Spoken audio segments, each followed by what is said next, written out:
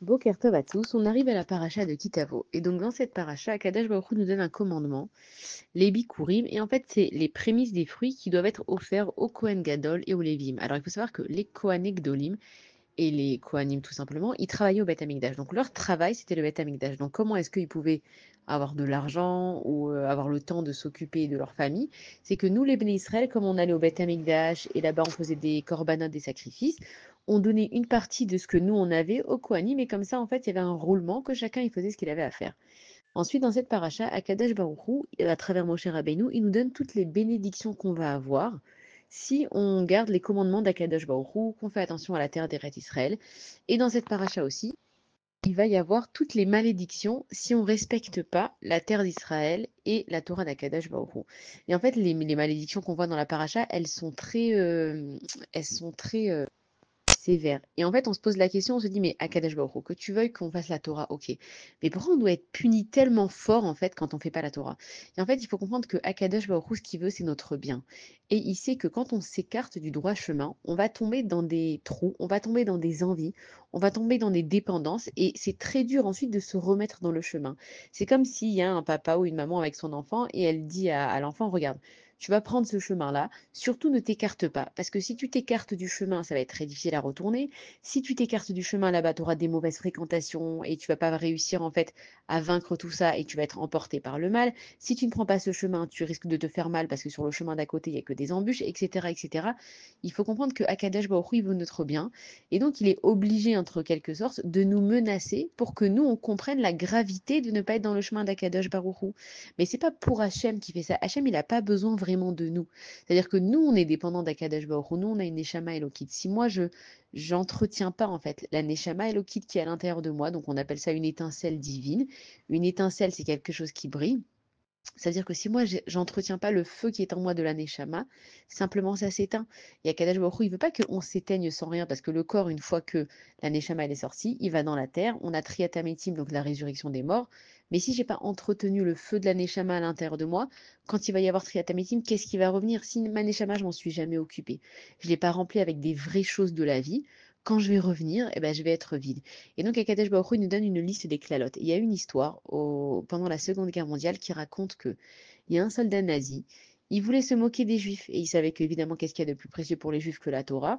Et il a demandé à un juif, il lui a dit, fais-moi une veste, je vais vous envoyer la photo.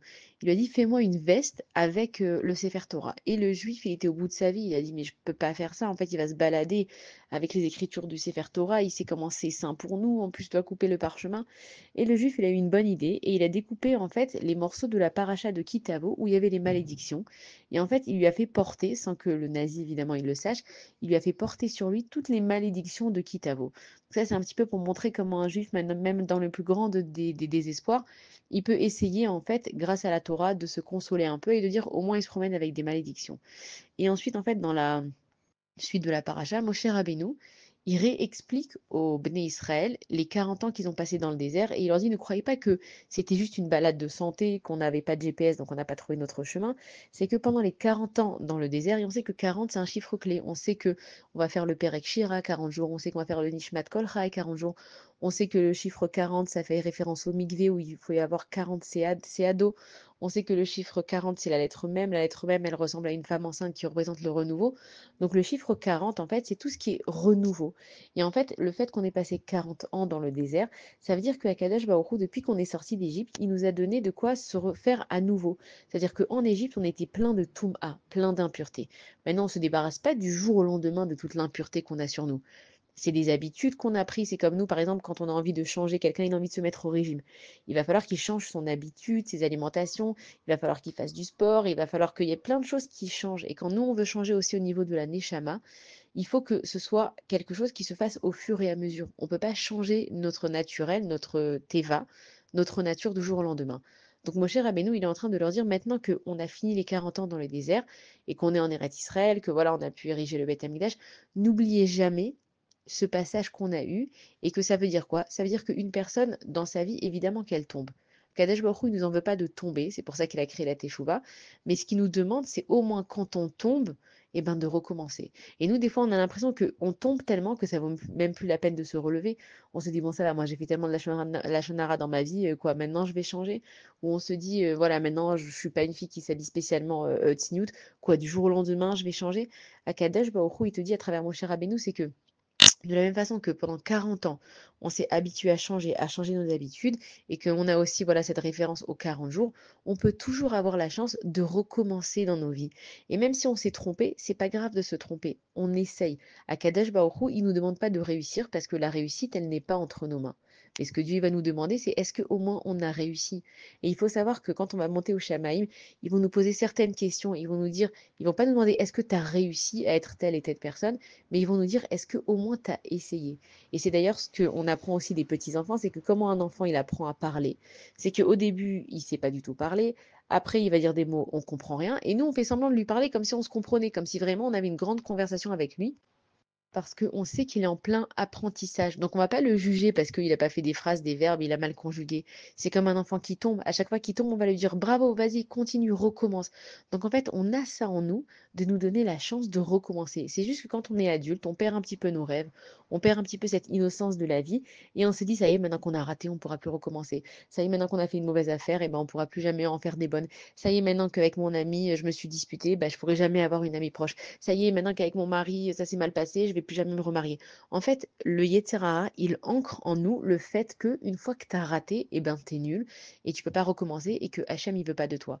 Et on l'a déjà dit plusieurs fois, c'est que même si toi, par exemple, avec ta bouche maintenant, tu vas parler super mal, tu vas dire un gros lachonara ou tu vas faire quelque chose vraiment de mal avec ta bouche, tu vas pas vouloir prier après parce que tu vas dire mais avec ta bouche avec laquelle j'ai fait tellement de mal, je vais pas faire du bien maintenant. Alors que pas du tout. Maché aya aya, aïkar leatril meatrala, c'est ce qu'il dit Rabbi Nachman, c'est que, ok, ce qui s'est passé, ça s'est passé. Donc tu fais ton bonne effet, tu fais ton introspection, tu te corriges et maintenant recommence à nouveau la tril mechadash, c'est-à-dire que chaque opportunité de la vie, chaque jour, pardon, c'est une nouvelle opportunité. Si notre neshama, elle a pris la peine de redescendre alors qu'elle était avec Akadosh Baruchou, c'est que Dieu, il t'a dit, tu as quelque chose à faire dans ce monde. On connaît aussi l'expression qui dit Kol od shaner dolek, efchar letaken, tant que la lumière, c'est quoi la lumière? C'est la neshama, elle est là, elle est allumée. Efchar letaken, tu peux corriger. Donc, mon cher Rabbeinu, il dit n'oubliez jamais ce qui s'est passé. On est sorti d'Égypte, on a eu des miracles extraordinaires. Akadosh Baruch Hu, il a ouvert la mer en deux. On a reçu la Torah et avec ça, on était quand même 40 ans dans le désert et dans le désert, on s'est plaint. Et dans le désert, mon cher Rabbeinu, lui, il a frappé le rocher. Ce qui veut nous dire, mon cher Rabbeinu, c'est que la vie, c'est un chemin. D'accord? C'est-à-dire qu'il n'y a pas de début, il n'y a pas de fin, que toute notre vie, on est dans un chemin. Et dans un chemin, des fois, on s'assoit, des fois, on court, des fois, on ralentit, des fois, on est avec du monde, des fois, on est seul, des fois, il fait jour, des fois, il fait nuit, des fois, on est fatigué, on n'a plus envie de marcher, des fois, on a trop de poids à porter. C'est-à-dire que Akadosh Baruch Hu, il te dit que lui, il a confiance en toi. La preuve, c'est qu'il t'a rendu ta neshama. Donc maintenant, oublie toutes tes fausses idées que tu vas pas y arriver, que c'est problématique, que toi, ta vie, c'est un gros problème et que personne ne peut te comprendre. Ça n'existe pas. C'est le Yetzirara qui te dit ça.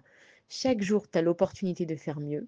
Et Akadash Baruch Hu, il te montre les mérites que tu as quand tu l'écoutes parce que c'est pour ton bien. Et Akadash Baruch Hu, il te montre les malédictions aussi pour te dire, regarde, c'est pas la peine en fait d'essayer de t'écarter du chemin. Des fois, on a envie de se dire, bon, ça va, si je craque un petit moment, c'est pas que c'est grave ou pas de craquer, mais c'est que pour revenir après, c'est difficile. Et on le voit dans tout ce qui est dans notre vie. Quand tu fais du sport et que tu es à fond dedans, et que dès que pendant un certain temps tu t'arrêtes, après, c'est pas que c'est impossible de se remettre dans ta routine du sport, c'est que c'est plus dur. Comme avec un régime, comme avec tout dans la vie. Et en fait, on le comprend avec la vie. C'est juste qu'avec la Torah, ce qui est la base de tout, c'est exactement pareil. Tu t'es écarté du chemin. Évidemment qu'à un moment donné, il va falloir que tu payes ce que tu as fait. Mais sache que Akadosh Baruch Hu, il t'attend toujours. Shabbat shalom à tous et les bonnes nouvelles.